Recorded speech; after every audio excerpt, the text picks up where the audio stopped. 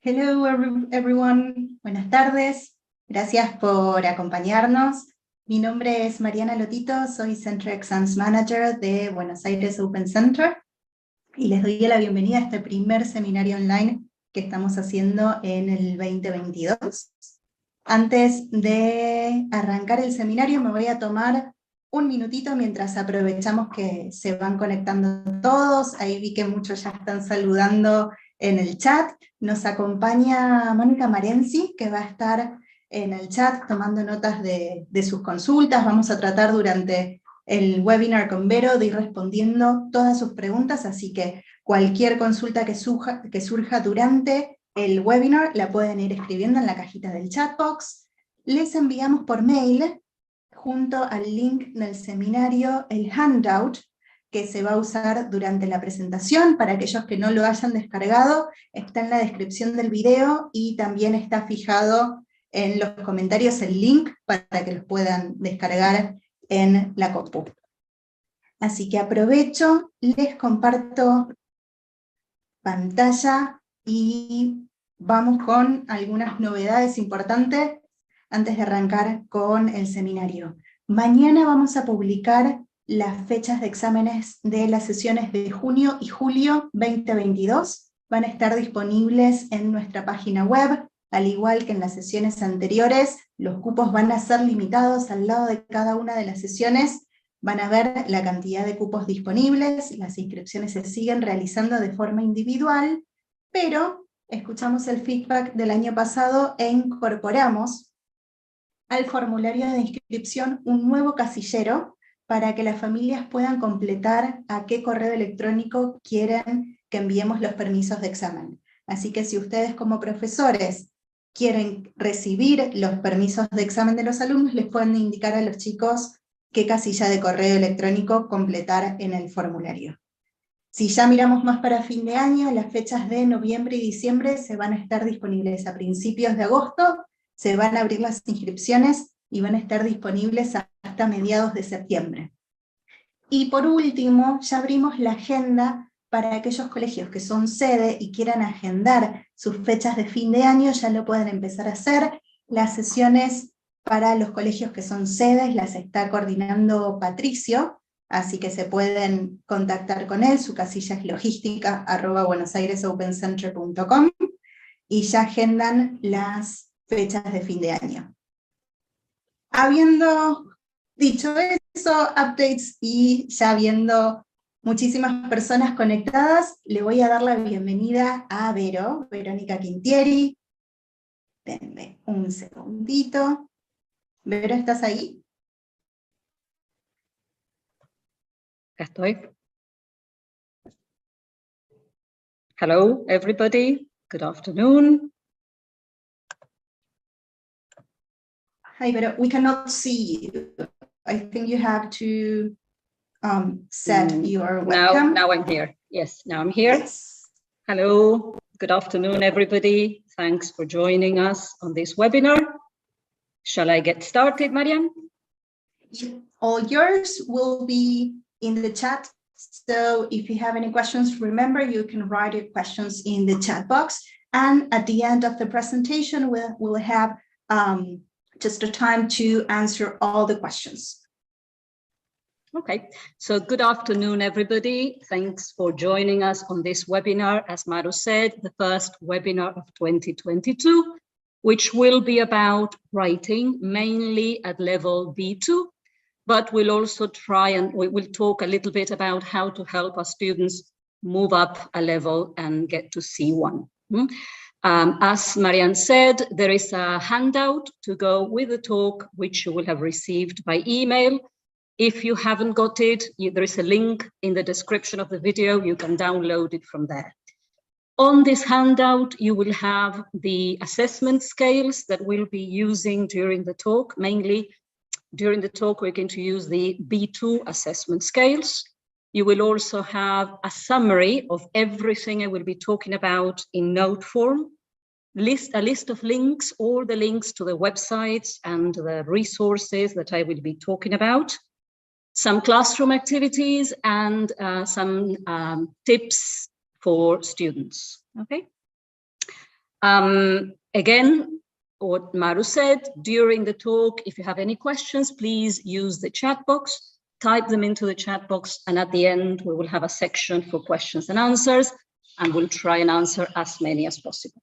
Okay, so let's have a look at the aims of the session. Hopefully, by the end of the session, we will have developed confidence in preparing our students for B1, B2, and C1 writing papers. We will have looked at all the different task types. Of course, we won't have time to go into a lot of detail, but we will have an overview of the different task types and how to exploit them for classroom use.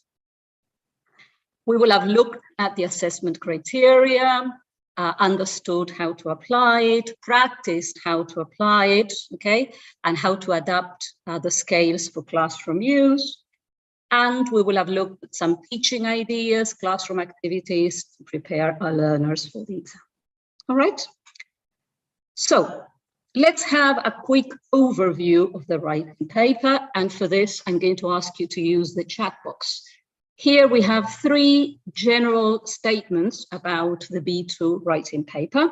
We'll take them one at a time. I would like you to, we're going to read number 1, and I would like you to type in the chat box whether you think this statement is true or false. Okay, so let's go with number 1, and it says students have to complete 2 questions, a compulsory essay and an optional task. Okay, let me see your answers. It takes a couple of seconds for the answers to come through, so let's wait a couple of seconds. And let me know what you think. Yes, answers are coming in, and everybody's saying that this is true. Very well done. So yes, an essay, which is compulsory, and an optional task, a choice of 3 or 4 tasks. We'll come to this in a minute. And this holds true also for CAE. Okay, CAE also compulsory question and an optional task. Very good. Moving on to number 2. So again, in the chat box, what do you think about statement number 2? The writing paper is 2 hours long and students have to write 140 to 190 words. Let me see, number 2, people are saying that this statement is a couple of seconds. Some people are saying it's false. Okay, false, false, false. Okay, actually, this is partly false and partly true, isn't it? A little tricky because it is false. The bit that refers to the time limit. They are not given 2 hours, they're given 1 hour and 20 minutes at first, and then 1 hour and 30 minutes at advanced, but the word count is correct. Okay, so they have to write, at first, they have to write between 140 and 190 words. Very good. How about number 3? Task types include writing an essay, a report, a review, an email or letter, and an article. Is that true or false? And let's see.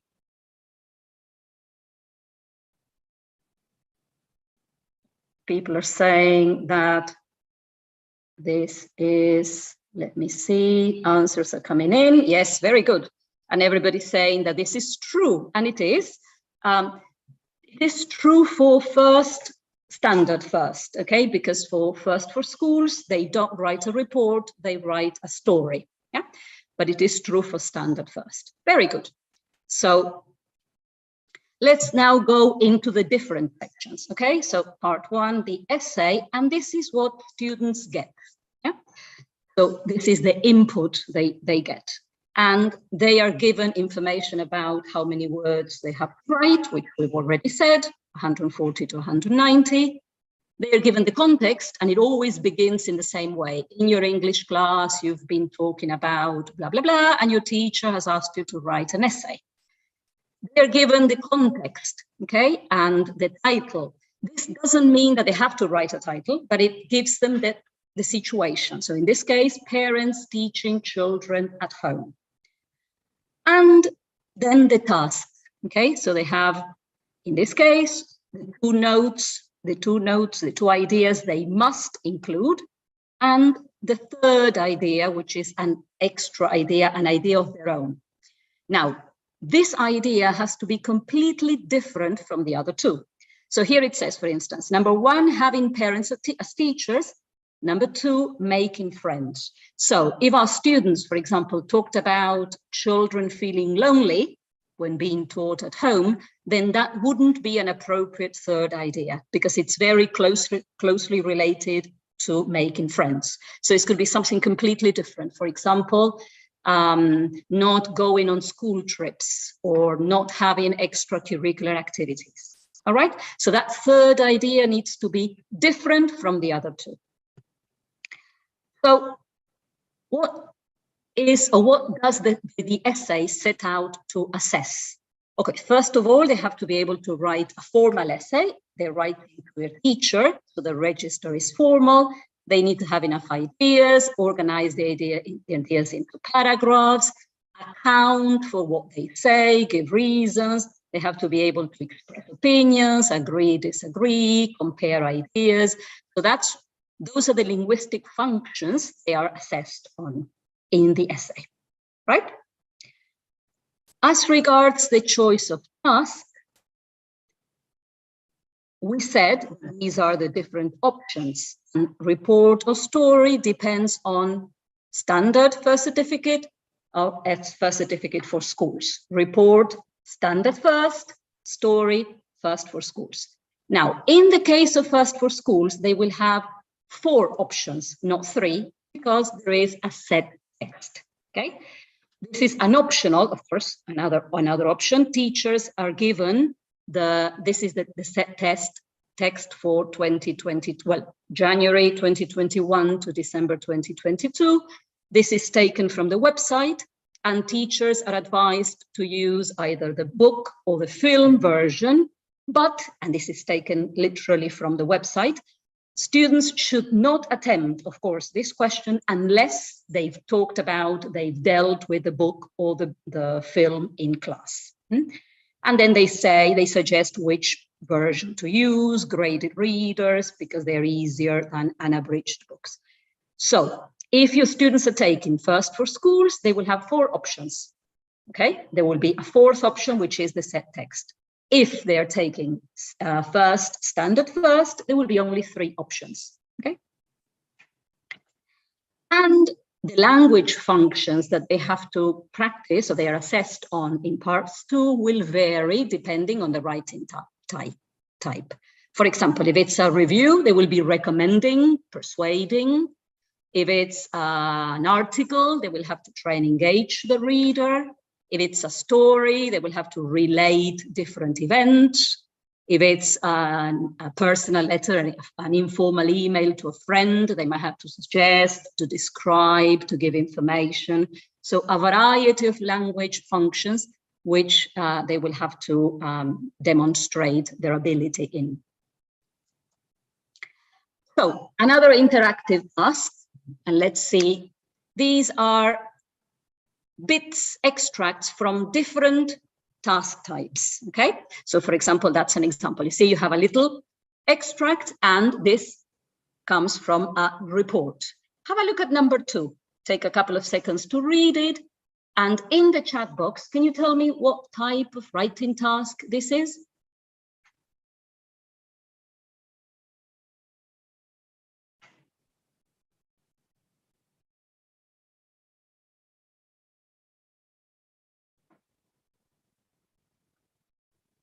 Okay, let me see if your answers are coming in. What's number 2? Yes, very good. It's a story. Okay, why is it not coming in? There it is. Okay, how about number 3? Very good, everybody's saying it's a story. How about number 3? What is it?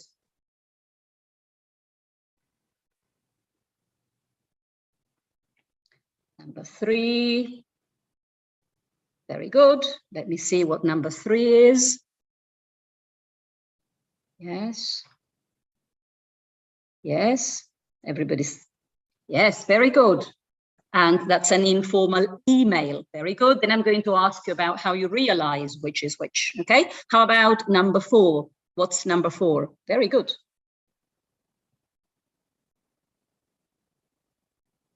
Number 4.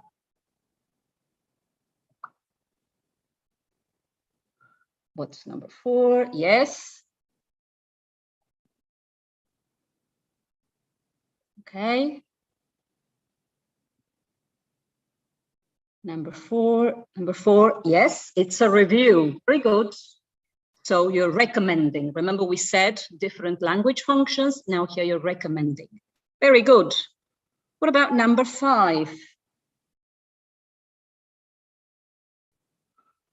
What's number 5?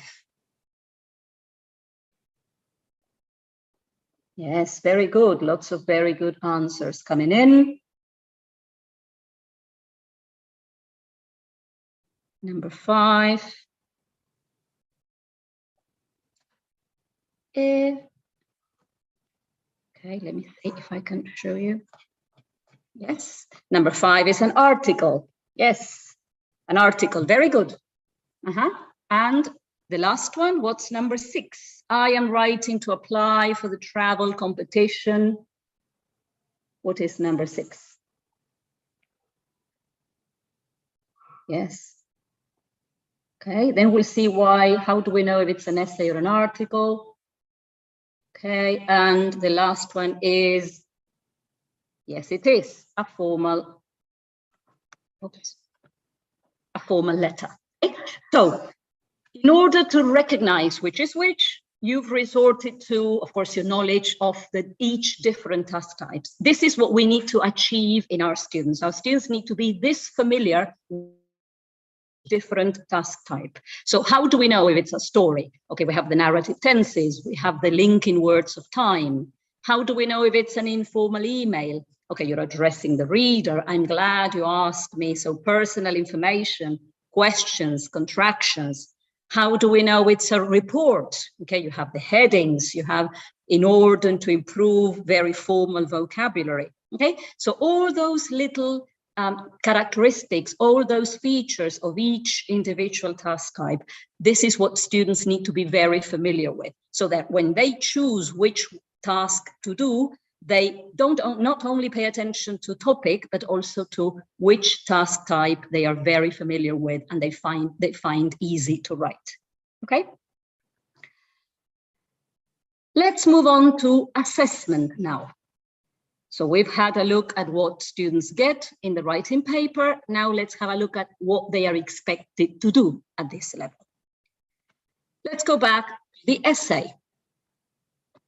So I'll give you a couple of seconds to read.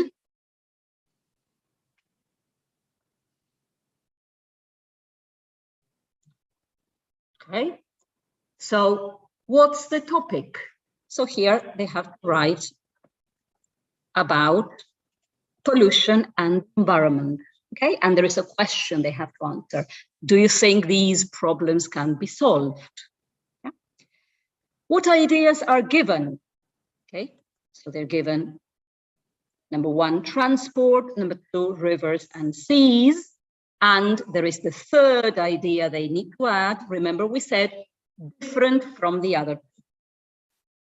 So let's have a look at a sample answer. Okay, I am going to give you a couple of minutes, and on a piece of paper, I would like you to jot down what you think are the positives, which are the good things about this sample answer. Points to improve. So, okay, not quite all there. So what points to improve and what challenges for the teacher when assessing this piece of writing. So let's take a couple of minutes, read it, please.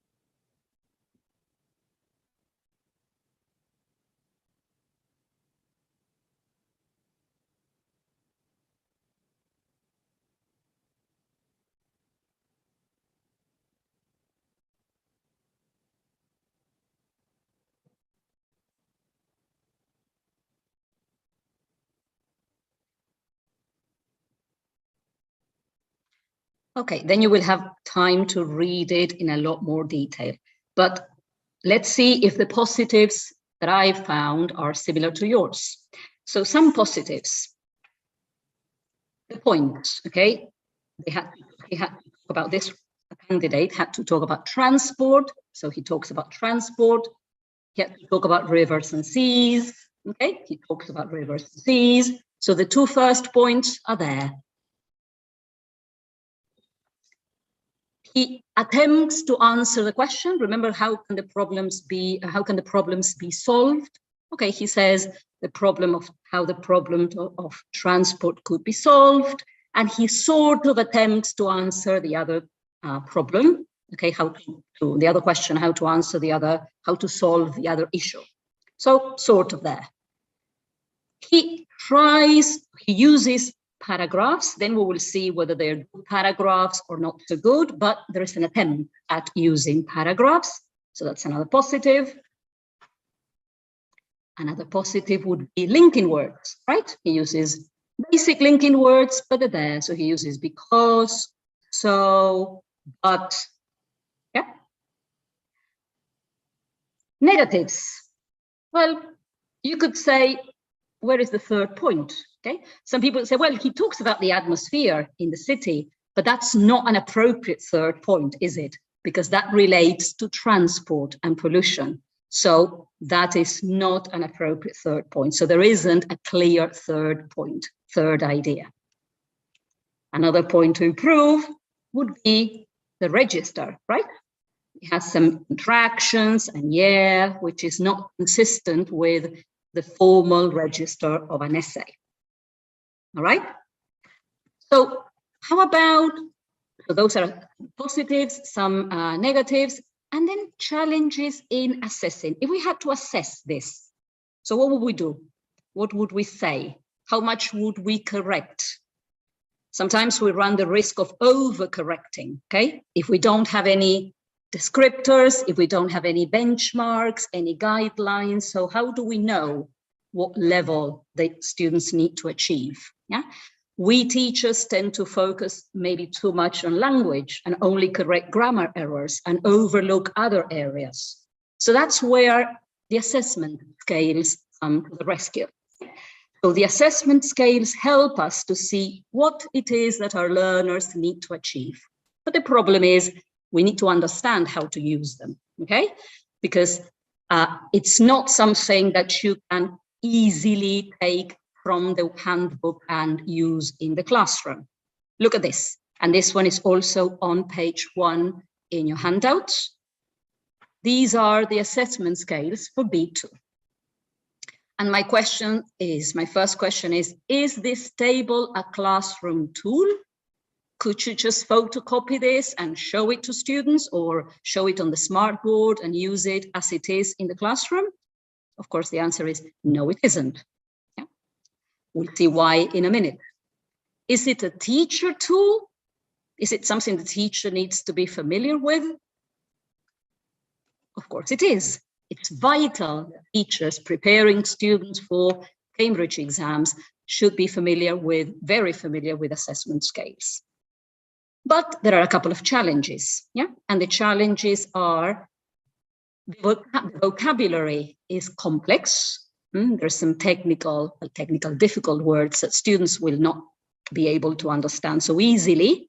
And there's a lot of detail. So we need to first we need to understand how to use the assessment scales ourselves, and then how we can use them in the classroom.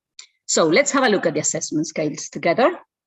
At the top, you have the different areas they are assessed on. So you have content, communicative achievement, organization, and language.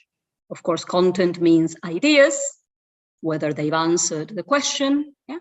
Sometimes the content is very clearly expressed in the task. It says, say which one you prefer. So some other times they have to expand and use their own ideas, and it says describe, suggest. Yeah? But they are clearly told what they have to do. Communicative achievement. Communicative achievement refers to the conventions of the task. And that doesn't mean only if it's a report or if it's a story, but also the format, okay? the register, formal, informal, the how many paragraphs, right?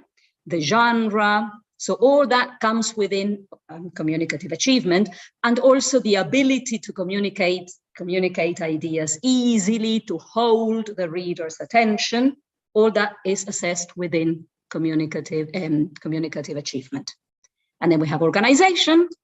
Of course, that means paragraphing, linking words, yeah, punctuation, and language, grammar and vocabulary. How wide the range of vocabulary, the range of structures is. And these are the bands. Okay, so band 3 would be our average candidate. Okay, at B2 that would be our average B2 student, a band 3, and then we have band 5, band 1, and we have the middle bands 4 and 2. So a student would get a band 4 if he shares features for band 3, from band 3 and band 5. So he's better than a band 3, but not as good as band 5. So he's awarded a band 4. Now, if we have a look together, because we need to be able to use this very well, remember, and to be very familiar with the vocabulary in the scales. Let's have a look at some words that might cause a little bit of confusion. Of course, relevant. Okay, that's easy. Ideas which have to do with what the task tells them to do. Target reader. The target reader is always clearly expressed in the task. They always know who they are writing to. So they're writing to the teacher, to a friend, or where their article, their review will be published. It will be published on the school magazine, right? So they know who would be reading their composition. Irrelevancies, things which are not related to the task, okay? The target is informed. That means, does the target know everything? Is the target reader happy after having read the piece? Does he know exactly what it is that the writer set out to communicate? Informed. Misinterpretation of the task. They didn't quite get what they had to do. They wrote something slightly different. They misinterpreted the task. Okay, so those are the words that we need to be familiar with as regards content. Communicative achievement, convention, and we talked about it, okay? Format, register, and this is what we said before. They need to be very familiar with what an essay is, and the differences between essays and articles, and what a report is, how many paragraphs, format, register. Complex ideas. If our students can express complex ideas, then they can use more abstract language. Yeah, so more general ideas. We talked about holding the reader's attention, so the reader is not distracted. The reader doesn't need to reread because he doesn't know where the writing is going. Ideas follow from one another smoothly, so the reader is interested. Straightforward ideas as opposed to complex ideas would be simple ideas, concrete, simple structures. Okay? As regards organization, we talk about coherence. Coherence means making sense. Our ideas make sense. You can read and you can understand. Ideas follow, as we said before, one another and are grouped together, linked together nicely. Organizational patterns, and this includes everything that has to do with connecting ideas. It could be punctuation, different resources that we have to organize, paragraphing, linking words, okay? To organize our ideas clearly on the page. Linking words, connectors, okay? Cohesive devices. This includes not only linking words, but for instance, reference, this, that, substitution, the same, that one, lexical cohesion when they use synonyms instead of repeating the same word 3-4 times. Okay, that is all assessed within organization. And finally, language. So can they use less common lexes? They have a wide range of vocabulary at their disposal. Can they use words which are not so common? Simple and complex sentences, of course, that has to do with simple sentences, just subject predicate, or complex structures where you have clauses, embedded clauses, conditionals, passive voice also comes within complex structures, modality, flexibility. Can they change can they use different structures to express different ideas? Okay, can they change the language according to what they have to say? Do they have, again, a wide range of structures at their disposal and they can use them flexibly? Appropriately, this has to do with the word fitting the context. For example, if they were talking about snow and they say big snow instead of heavy snow, you understand what they're trying to say, but big is not the appropriate word in the context. Okay, they should be talking about heavy snow. So that is what they mean by using vocabulary appropriately. Control, accuracy, okay, not making mistakes. And if they do make mistakes, these mistakes are non-impeding, which means, as we said before, the big snow, you still understand what they want to say. Okay, so that will be mistakes which do not impede communication, non-impeding errors. And then this will be the opposite of having lots of vocabulary at their disposal. If they overuse certain lexes, nice, big, okay, so that means they don't have so much vocabulary to use. Okay, so that is that's these are the assessment scales. And once we are very familiar, we teachers are very familiar with the assessment scales, then we can adapt them for classroom use. One easy way in which we can adapt the assessment scales would be to produce a checklist for students. So they write their article and then they check. Okay, this would be sort of self-assessment. Okay, so have you answered all the questions? So that regard content. Have you included the 2 points? Have you included the 3rd point? Content, check. Okay. Have you used the correct linguistic conventions? So is your article an article? Have you engaged the reader? Have you used the correct register? Communicative achievement, check. Yeah. So that's how you train them to apply, but first that you need to sort of bring it down, okay? Because you're not expecting them to understand all these words we've just talked about, but simplify it a little bit. Help the reader. Is your piece easy to read? Are your ideas organized into nice paragraphs? Do your ideas follow nicely? Check. Yeah. And of course, vocabulary. Have you used a range? Are you using the same words more than once? Okay. Have you used the different synonyms? Language, check. Okay. This is an easy way to adapt. You could produce one checklist for each individual writing task, writing type, or you can have a general one for all the different writing types. But the idea is that students check their own work before they hand it in.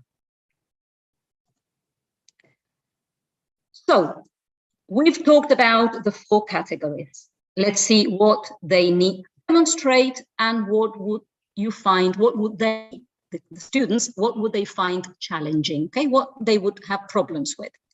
Content, of course, we said that they have to use ideas, okay? The target needs to be fully informed, but the problem sometimes is they don't know what to say. They don't have ideas.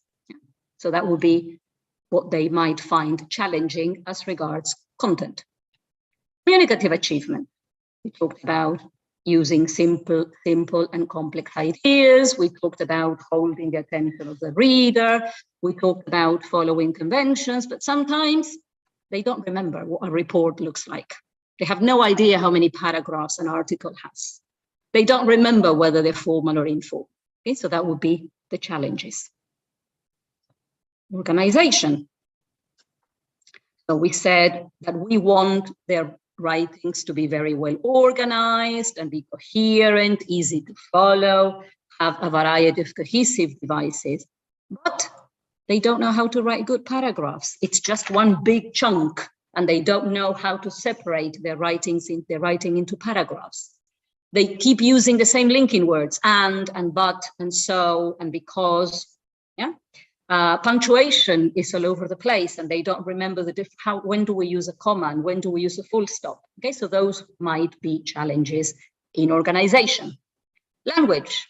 We want our students to use a range of accurate vocabulary, simple and complex grammatical forms, errors which do not stop the reader from understanding, but they keep using very simple vocabulary, very simple language. They play it safe.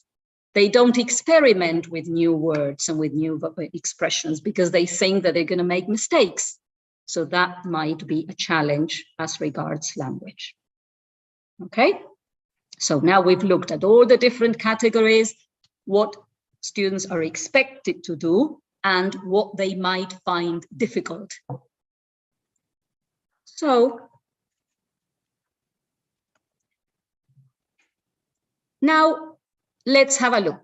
You are going to assess this. This is the same essay we had before, okay? We've talked about the assessment scales. You have your assessment scales on the handout on page 1. You are the examiner now, and this is the writing, the essay. I would like you to assess it. What would you give this text for content, for communicative achievement, for organization, and for language? Okay, when you're ready, I'm going to give you a couple of minutes, and then I'm going to ask you to put the answers in the chat box. Put the 4 marks together, separated by a slash. Okay, so for example, 5, 5, 5, 5 slashes. Okay, so we are going to compare quickly, and then I will show you what the examiner said. Right? So off you go.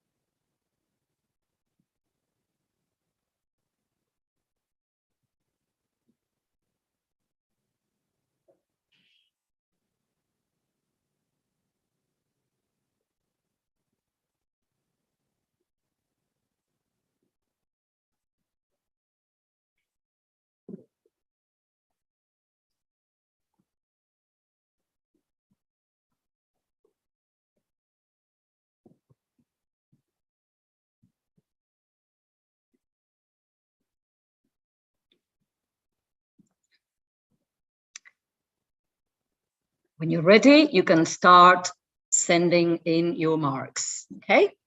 In the chat box, please.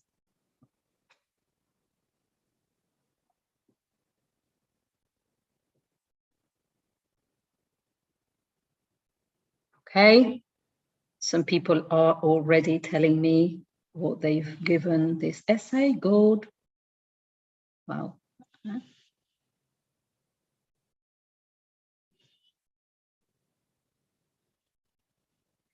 Okay, all right, good. So most of you are saying that this essay gets 3 for content. Very well done, and it does. Okay, in a minute we'll see why. Okay, remember we talked about which points had been included, which point was missing, the question. In a minute we'll say why. Communicative achievement. Yes, yes, and everybody, most of you are saying he gets a 3. Yeah, he does. Organization, Yes, very good. Yes, another 3. And language. Yes, he gets a 3. Very good. So this is an average. Remember we said band 3 was the average B2 candidate. Now let's see why. Okay, I'm going to let you read the comments and then we'll talk about it.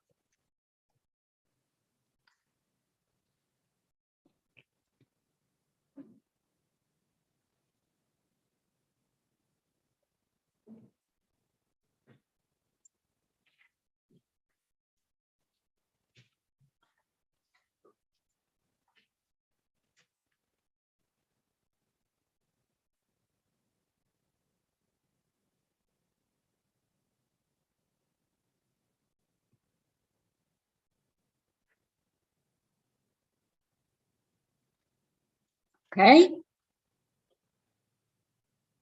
So I've underlined the main reasons why this band is given. So number 3, we talked about it, you see? So if you read band 3, it says minor irrelevancies or omissions. So there is an omission. Point 3 is not there. And the answer, okay, to the question is not very complete. So the target reader is on the whole rather than fully informed. Why don't we go down to band 2? Because there isn't a misinterpretation of the task. Okay, he understood what he had to do, but he didn't complete it fully. For communicative achievement, he gets a 3. It is an essay, okay, but the register, remember we talked about the yeah and the contractions. So the register is suitably neutral for the most part, but there are a couple of inconsistencies. And again, if you read, it says, and then holding the reader's attention. Yes, it does. Okay, it holds the reader's attentions, but the ideas are mainly straightforward. Okay, not many abstract ideas, if any. Organization, we said that there were paragraphs, and there are paragraphs, but they're not always correct. You have there's one paragraph which is only 1 line long. You have another paragraph, another sentence which is very long. Punctuation is faulty. Okay, so the text is generally well organized and coherent. He gets a band 3. And for language, again, yeah, if you look at band 3, it says a range of everyday vocabulary. There is no common lexis used, uncommon lexis. It's very, they talk about all the words used, words which are often used. Okay, there aren't any abstract ideas expressed or complex structures. Okay, so very well done. So you've applied the assessment scale. So this is how you do it. You see, you start off at band 3 because that's the average. And then you see, okay, am I going up? Do I see any features of band 5? So I can go up to band 4. And if not, I stay on band 3.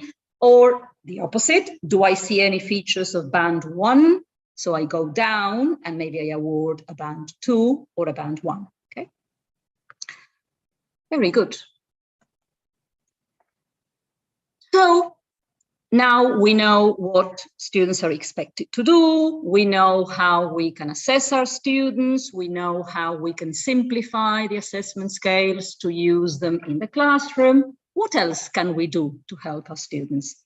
So let's talk about different areas, different categories. We said that one of the challenges in content was they don't know what to say. So what can we do? We can use things like this. You can write some statement which is controversial, and then you could put this around the room, pieces of paper saying strongly agree, disagree, and they have to walk around and stand in the corner where they, I mean, if they strongly agree, they go to this place. If they strongly disagree, you could first elicit language. Okay, what language can we use to strongly disagree? What language can we use to agree?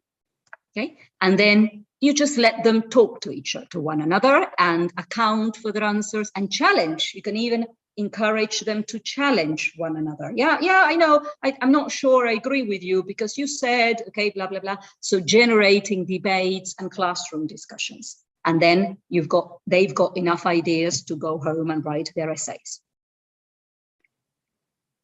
You could use infographics, and this is all on the handout. Okay, you have the site I'll show you now. An infographic is a collection of imagery with information, with bits of text that you could produce and bring in and show the students, or you could give them a topic and get them to produce their own infographics, which they can then share by email or print out and bring to the class. I am giving you on the handout, you've got these are 2 websites where you can learn how to make an infographic, and then you can print it out or you can send it by email. Okay, very useful.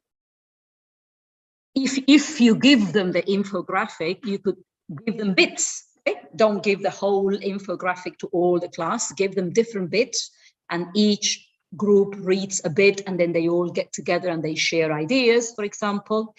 The ideas on how to exploit this are also on the handout, okay? We won't have time to go into a lot of detail here, but you've got all these ideas on the handout.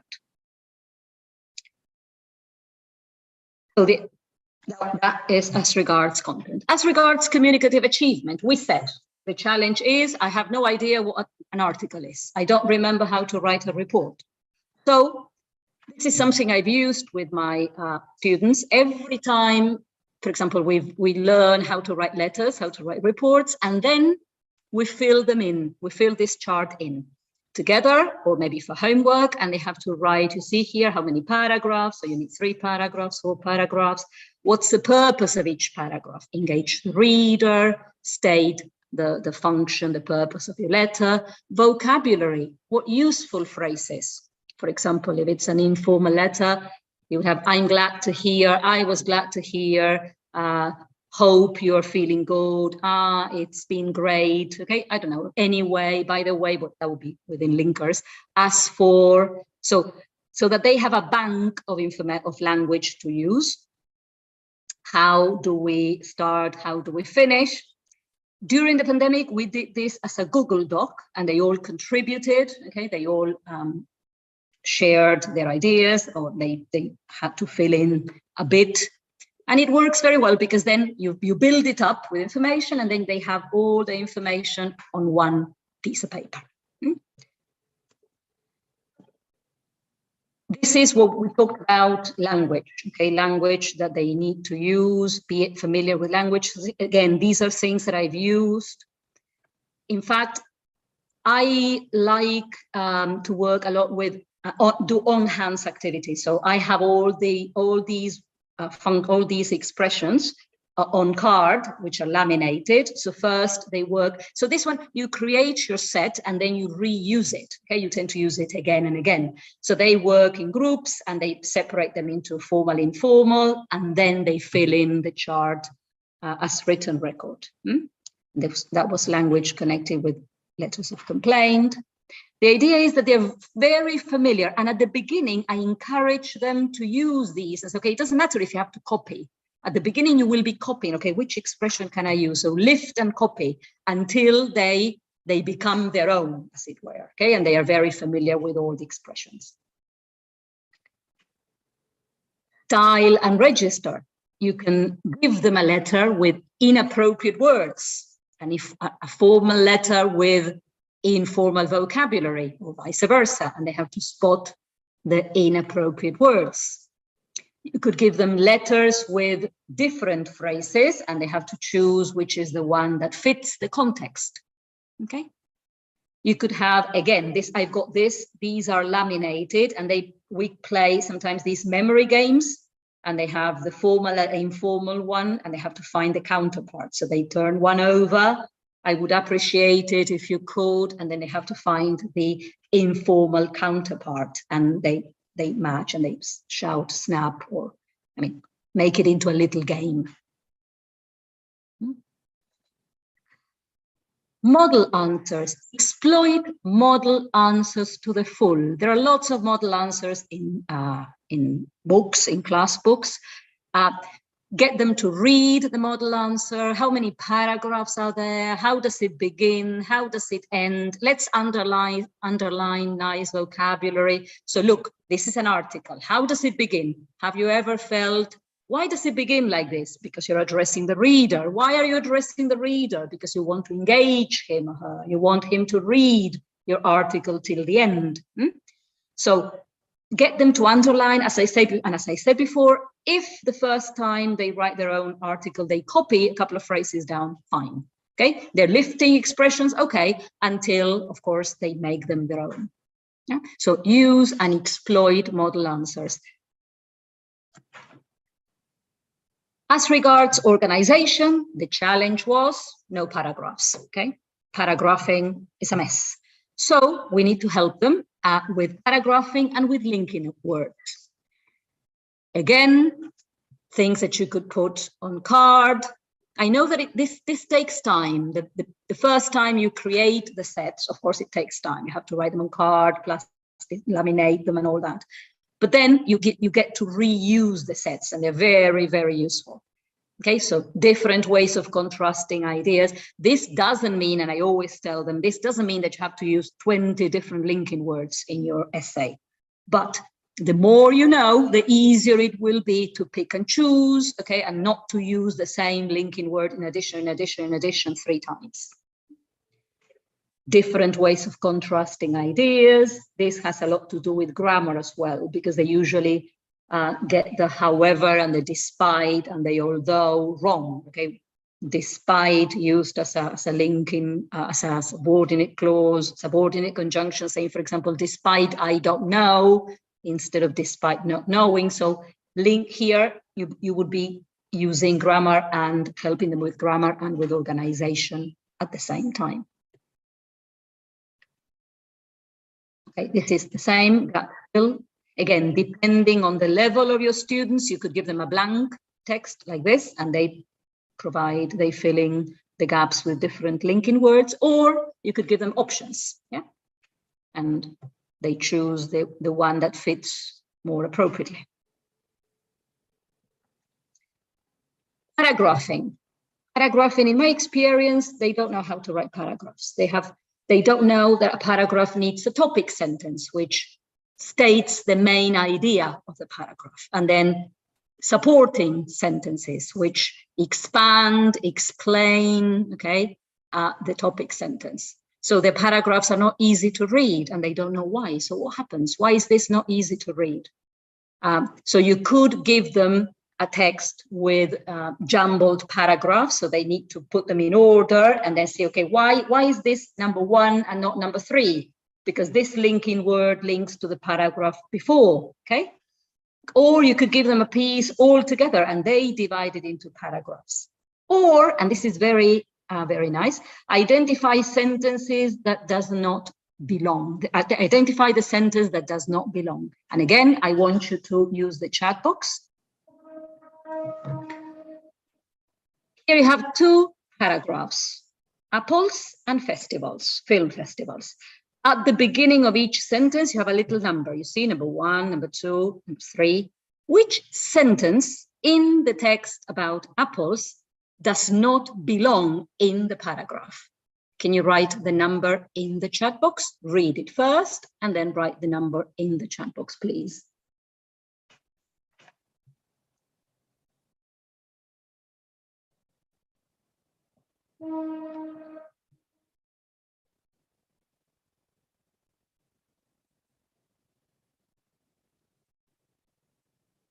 Let me see if anybody has chosen which sentence is not appropriate.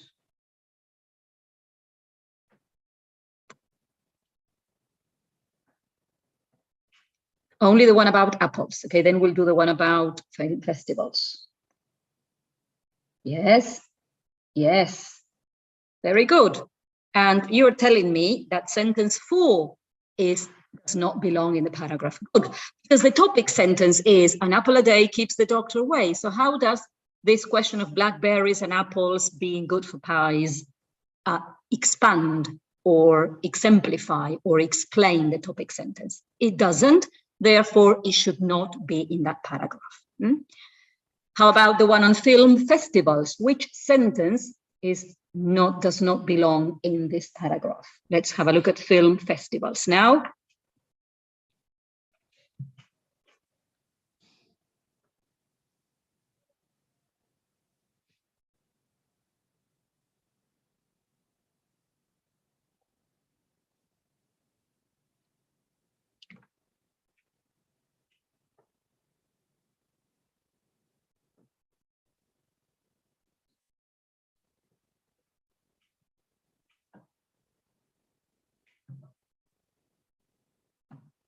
Film festivals, some answers are already coming in, and people are saying, very well done, very good. See, this is what we need. Okay, so the sentence was this year's Oscar Awards were given in March. Okay, so you see, it's not related to the topic sentence. This is what we need to make our students aware of. So why is your paragraph, what's wrong with it? Why is this sentence not correct? Not correct grammatically speaking. The sentence may be perfectly accurate, but it does not follow from the topic sentence. So that's, and this is very easily done. You can get any paragraph from any text, any sample task in the book, and just rewrite it and add an extra sentence and get them to spot the sentence that does not belong. This is another very useful idea. Again, this is on the handout. And this is the website, Word Spirals. Here, this is the website. Again, this is on the handout. Here you type the text. Okay, you type in your text. No capital letters, no punctuations, no commas, no nothing. And then you click here, okay, preview, and it shows you, it creates a web, this spiral, word spiral. And this, for example, is the first half of the answer of the essay to the essay we just did about transport. So you see, if we surf the web looking for pollution and environmental catastrophes, we will find out that every country, blah, blah, blah. So they have to separate this into paragraphs. How many paragraphs are there? Where are the commas? Where are the full stops? So there are lots of things you can use this with. For instance, if we surf the web looking for pollution and environmental catastrophes, comma, why do you need a comma? Well, because the if is placed at the beginning, not in the middle. So you see, lots of things that you can use it for. Very, very nice and very useful. And it helps them to separate ideas into good paragraphs. Lastly, language. Okay, and we said that the challenge was not enough range, playing it safe, okay, always using the same vocabulary. So how can we help them? Making mistakes and then not knowing why the mistakes are wrong, why their sentence is wrong. I like doing lots of error correction slots, okay, because I believe that if you we sometimes spend a lot of time marking compositions and correcting students' work, and then they don't even look at it twice, okay, they just look at the mark or the comment, and they don't really bother to look at the mistakes. So if you do this, you pick a couple of mistakes. You have to make sure you pick mistakes from everybody's compositions, not from only a couple of students. Even the best ones, they always make a little mistake. And then you put all these mistakes on a worksheet, and you could turn them into questions. For example, do you approve a subject? No, you don't. You pass or you fail.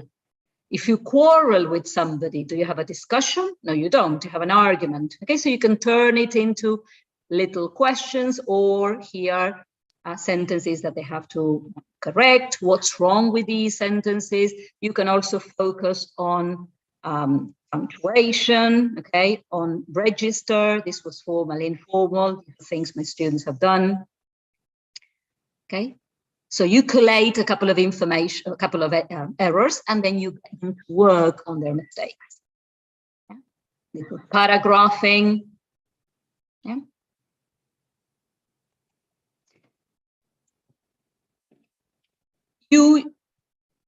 Instead of telling them what the mistake is, we can use correction symbols, okay, when we mark our students' compositions.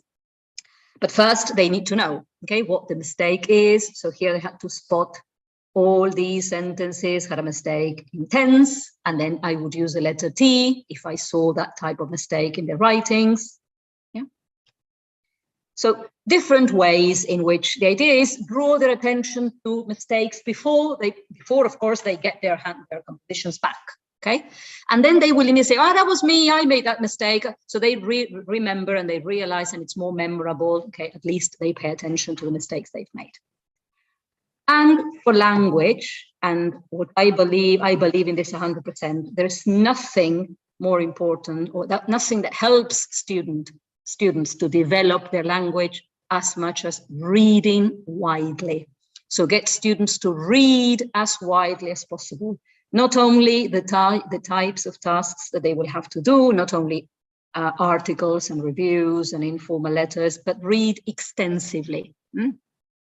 You could use graded readers, which are a possibility. I myself prefer to use unabridged books. I think they're a lot more interesting. The language is a lot more challenging. So these are examples of books that I've used and they've enjoyed, and you can get them to talk about them. Then you can choose different bits and focus on the language. And reading helps them because it gives them exposure to the language. They see the structures they've learned being used, okay? They incorporate more vocabulary passively, if you want, okay? So read and get them to read.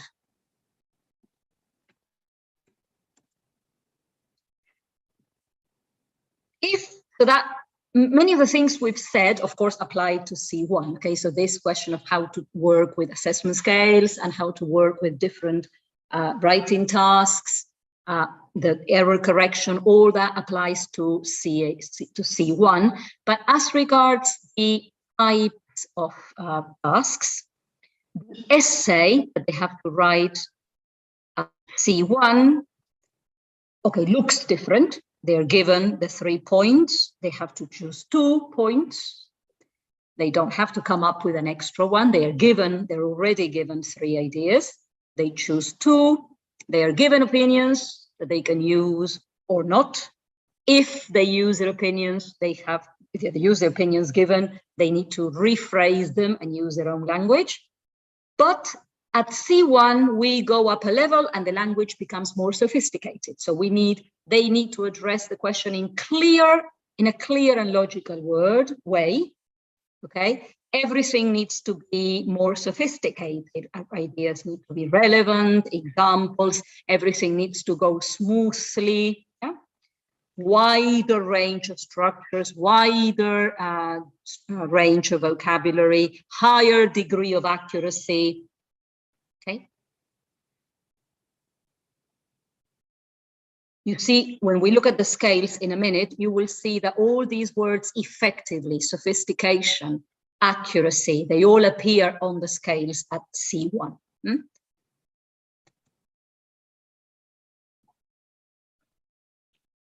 The writing tasks change a little, so there isn't a story at CAE.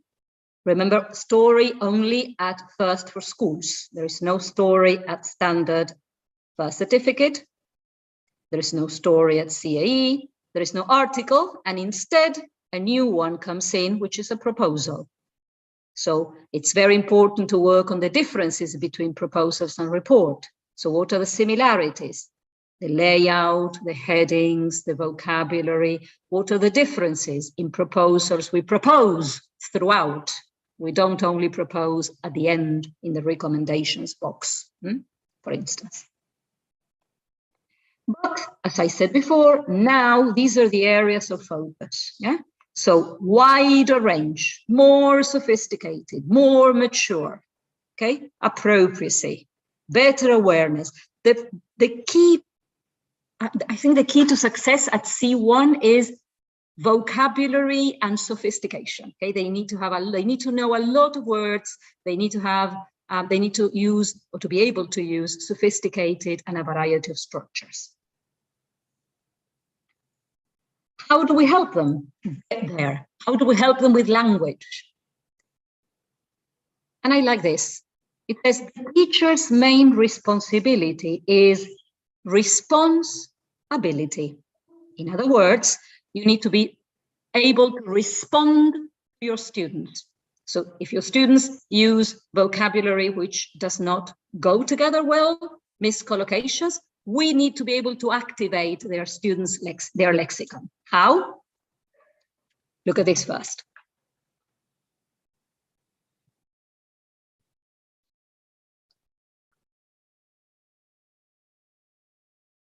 Okay, so this is Michael Lewis, and this question of responding to opportunities prompted by a student's error. So not just saying this is wrong, But why is it wrong? How could you improve on this? For example, look at this.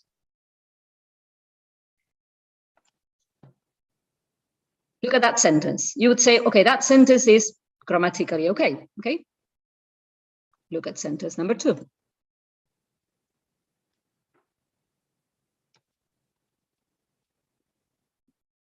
Look at sentence number 3. So if you have to correct this, you say, this sounds awkward, doesn't it? Something is wrong, but it's not really the grammar, okay? It's not the tense or the form. The problem is lack of collocational competence. And notice that we could easily help them by saying, instead of saying, you must know what you want to be, but it must not be too much for it to be possible for you to do. You must set a realistic objective. You know, when you have the right vocabulary, when you know the right phrase, you save a lot of words. You don't need to be using lots of words to express an idea. We don't have enough things so that everybody who wants can have one. We don't have adequate supplies to go round. We don't have adequate supplies to meet the demand. And number 3, it was a very important moment, and then things changed completely. It was a major turning point.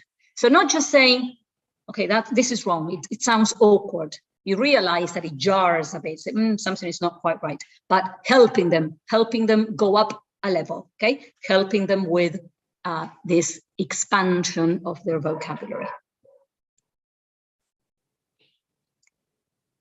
Of course, making the most of what they know, but pushing them, stretching them, yeah? And always considering chunks of language versus single vocabulary items. This is a very useful dictionary I use. It's online, it's 𝗧𝗘𝗔𝗖𝗛𝗘, and it's a collocations dictionary. Here, they type in the word, for example, decision, okay? And then it gives them the different collocations: make decisions, take decisions, okay? Or for example, I don't know, rely, and you rely heavily on something. They give you adverbs to use. So they can use this dictionary at home when they are writing their compositions to find better collocates, okay? Better, more vocabulary. Very, very useful. 𝗧𝗘𝗟𝗜𝗡𝗥 online. And as I said before, if we look at the assessment scales, read what it says for band 5. These are CAE, C1 assessment scales.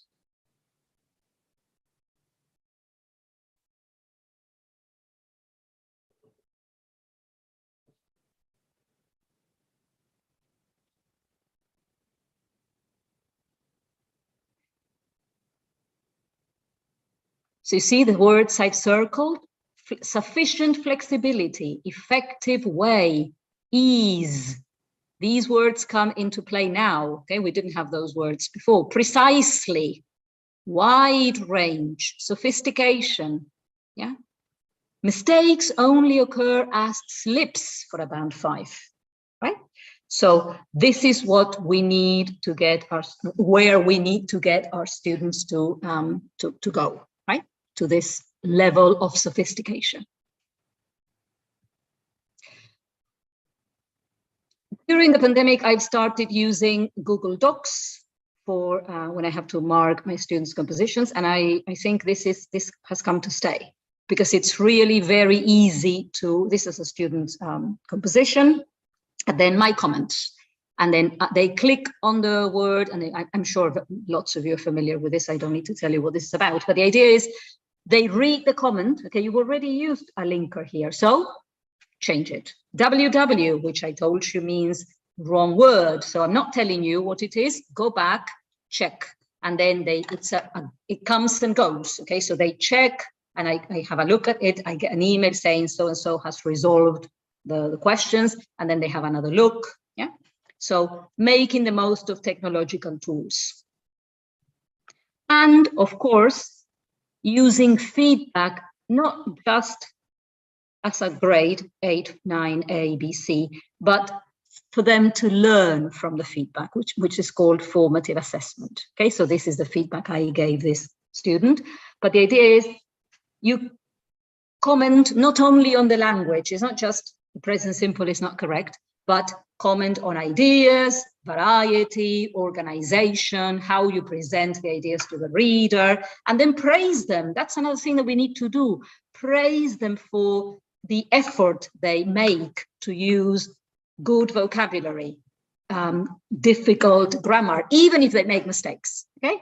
So that you encourage them to try harder. And remember, developing writing skills is not something that students will learn from one day to the other. So it takes time, it takes practice, and it needs this formative assessment. Okay, so we need to help them. Assessment can take different forms. Okay, it can come from themselves. We talked about the writing checklist. Okay, editing their work. We talked about the error correction worksheets.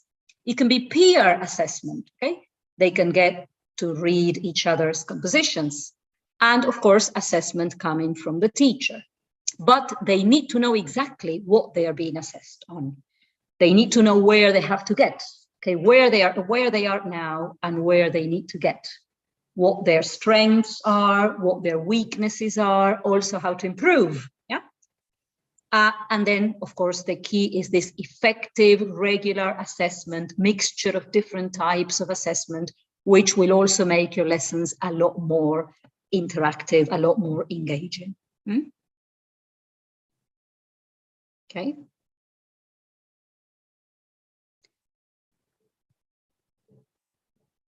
All these websites and all these links are on the handout. This is all the wealth of material and support that we have on Cambridge website.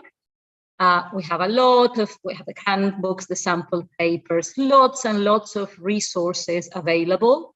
Okay. We're going to talk about a couple of these now. Links to all this, as I said, on the handout. We have self-access resources. Okay. Work on linking words, organization, register. Everything is free online. Exam preparation material. Sample tests. Teacher tips, lesson plans. You have lots of ready-made lesson plans and also, of course, things you can adapt to your classroom's needs. The writing guides, very, very useful. Please check them out. Okay, you have lots of things I've talked about today. You will find here. You will have the assessment scales, detail. They're all explained. There are examples of how we can use assessment scales in the classroom. Sample texts for you to assess, and then you compare to the examiner's comments. Very useful. And you have B2 and C1 writing guides. Write and Improve, very good resource, which encourages students to practice at home. Basically what they do is they choose a topic, they log in, they choose the level, the task, and they write, and then get feedback. Yeah, they get feedback. Yeah, they click check, and they receive feedback on their writing. Okay. They said, okay, there is a feedback where the word is incorrect, at word level, at sentence level. Very, very useful. Lots of benefit. Of course, as I said before, this will be individual work. They work at home. It provides extra practice. Check it out. And we've come to questions. So let me stop sharing, and Maru and Moni will help me with questions. I haven't been reading much, but some people were writing, coming up with ideas, which were very good. Somebody was saying, for instance, for content, write on a piece of paper, write down an idea and pass it around, and everybody shares or adds to it. So that's nice. Sorry, I couldn't read. There are lots and lots of comments. I don't have time to read them all, but it's okay, very useful topics. Yes, there's a lot of comments, but we don't have any questions yet. If you have any questions about the presentation, you can write it in the chat box.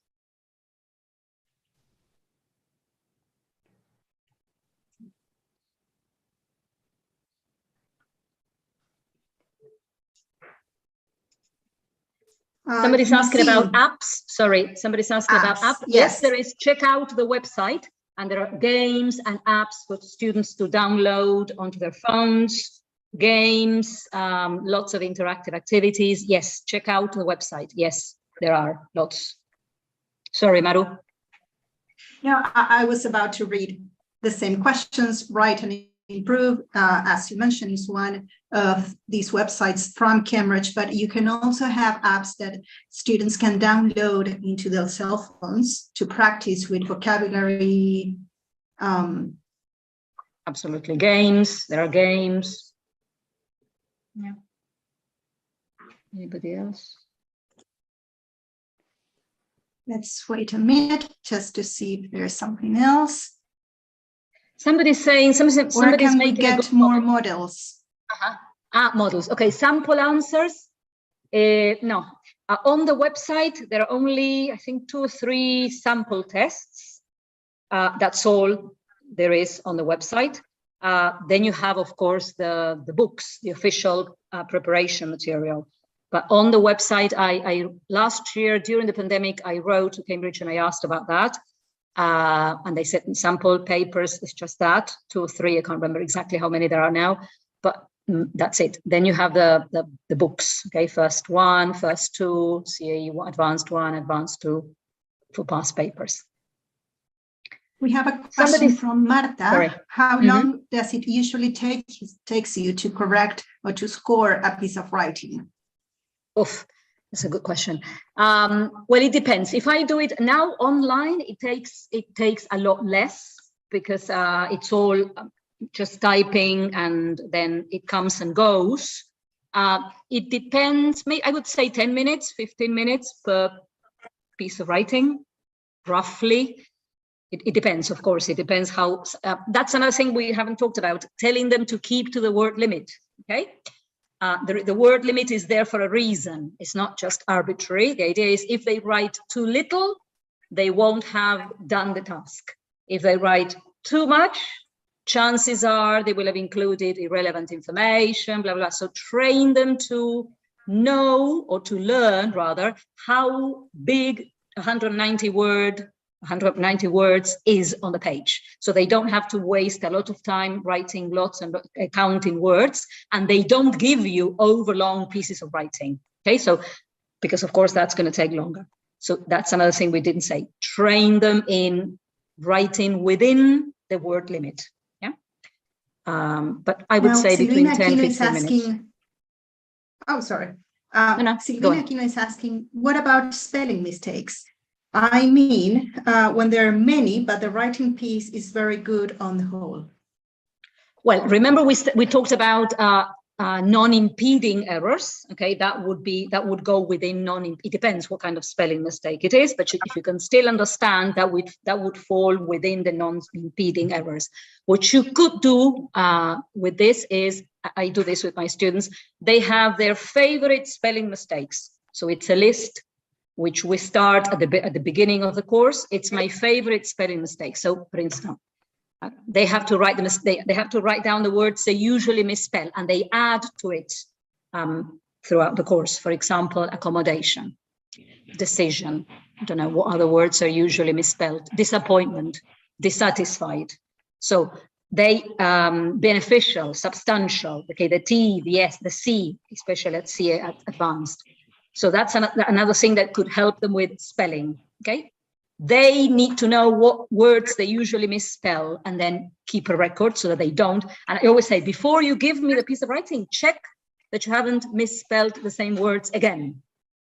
And little by little, and then again, using correction symbols on the page. Instead of you correcting the mistake, just write SP and get them to go to the dictionary or check whatever and correct the error. Yeah, because if you correct it just go over their heads and they will not take any notice.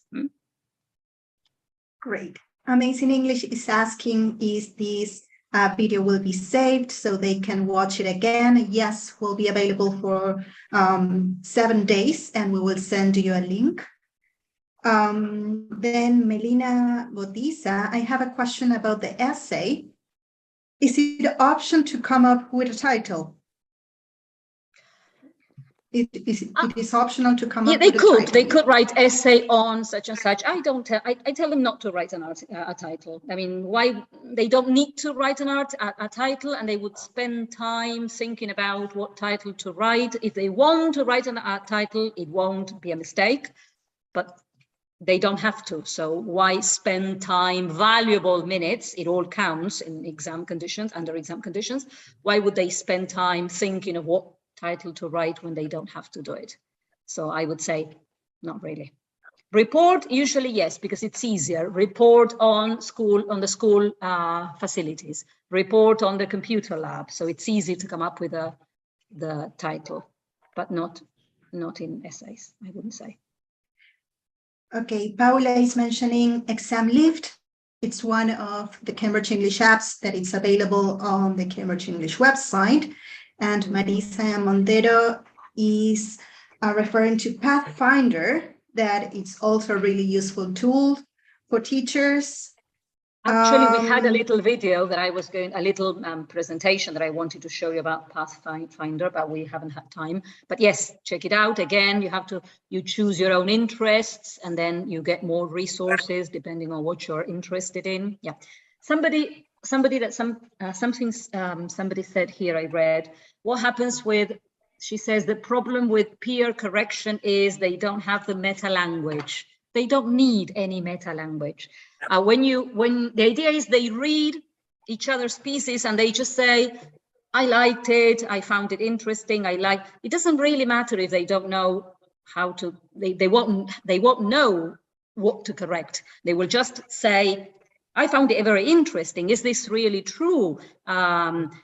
I don't know, whatever comments they can make. The idea is they have another audience. Of course, they won't have the language or the resources to say the problem here is your conditionals or you haven't used punctuation properly. But if they find it difficult to read, or say, well, I didn't understand what you meant here, and they have to explain to each other what they wanted to say. That's the whole point. So it doesn't really matter if they don't have the specific language to correct mistakes. Sarah is asking, do you count the words from the title in an essay, for example? Okay, first of all, remember we said essays, you don't need a title. And again, words, the word count is a reference, a framework, okay?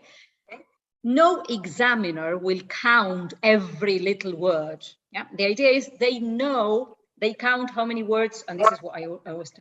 How many words you write a line. Well, if you write on the computer, if you're doing computer based, it's easier. If you're writing on hand, you write how many words you count how many words you write a line, and then you multiply it by the number of lines you've written. But they need to know what 190 words or 180 words looks like. They don't have to write 190. If they write 195, 198, 200, it's still okay. So don't worry too much about word count. The problem is if they write 350, okay? But if they write 200 instead of 190, 210, 205, 215, it's still okay. Again, also with the minimum. The minimum is 140. If they write 138, 135, but they've included all the information, they've answered the question, they've done the task, that is still okay. So don't worry too much about word count. The only problem is including all the information, so not writing less than that, and not including lots of irrelevant information, what we said in what we just looked at.